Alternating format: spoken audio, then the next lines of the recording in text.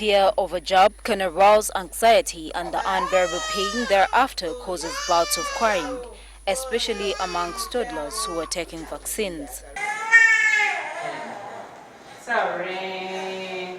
As a result, mothers or caregivers are gripped by the trauma to bring their children for vaccination. Lydia Soze is a mother of 4. She understands the need to have her children immunized, but she is yet to cope with the trauma.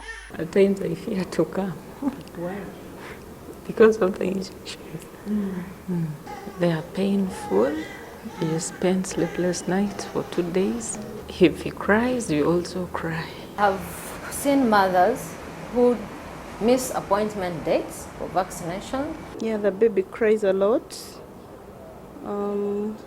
but you endure. After some time, the baby becomes very normal again.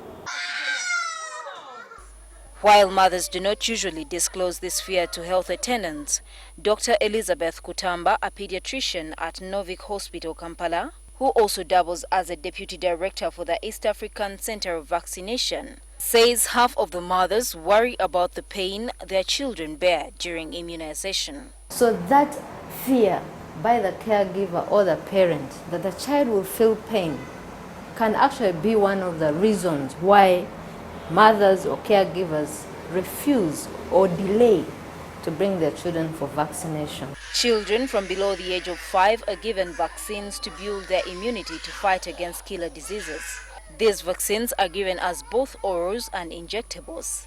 The polio and tuberculosis vaccines are given at birth, and the rest of the vaccines given in 3 doses at 6, 10 and 14 weeks. Now in Uganda and most developing countries, we have the vaccine, one vaccine that contains the 5 vaccines, okay? The DPT, which are the 3.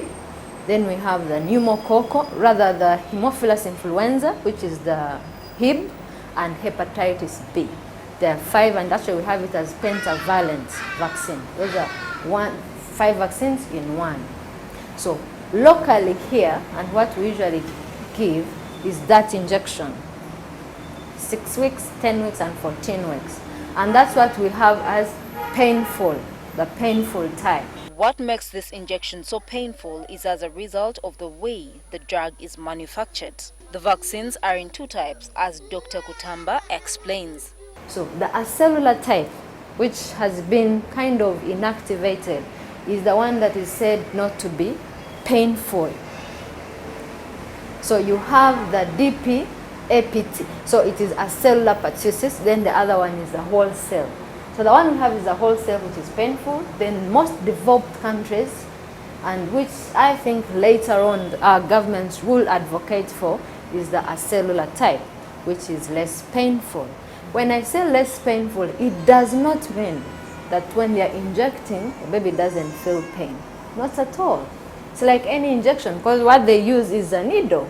It will feel pain. The difference comes on the after effects.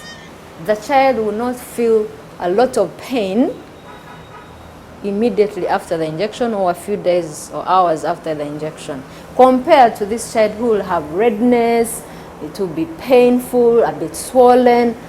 Unfortunately, Uganda, like many developing countries, cannot afford the less painful type, which is available for sale in a few health facilities for those who can afford it.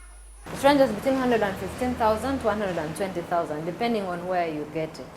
Yeah, that is per dose. And remember, there are 3 doses. And then you may have to give booster doses. According to the Ministry of Health, the national immunization coverage stands at 97%. Immunizing a child should actually be every parent's responsibility, because we as government, we do provide the vaccines free of charge, and we do even conduct outreaches, but still, even with the outreaches conducted, some parents still don't take their children for immunization. There is a need for health workers to prepare caregivers prior to the procedure.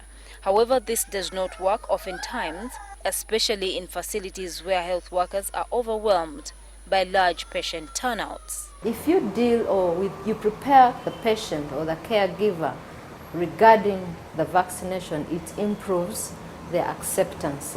Much as they cry, but still the mother feels the pain more, or the dad. So we talk to the parents and we explain the side effects. Considering the magnitude of the problem, the World Health Organization recently published the first position paper titled Reducing Pain at the Time of Vaccination, which recommends the following measures be applied by national immunization programs in all countries. Caregivers should be present throughout and after the vaccination procedure. Infants should be breastfed during or shortly after the vaccination session, if it is culturally acceptable. Distractions such as toys, videos, and music are recommended for children under 6 years of age. Dr. Kutamba says whereas these injections create unease, they are lesser evil compared to the life-threatening diseases which vaccines prevent. 60% of the deaths of children under 5 are due to infections, which are prevented by vaccination. Gertrude Tumusime with Kware, NTV.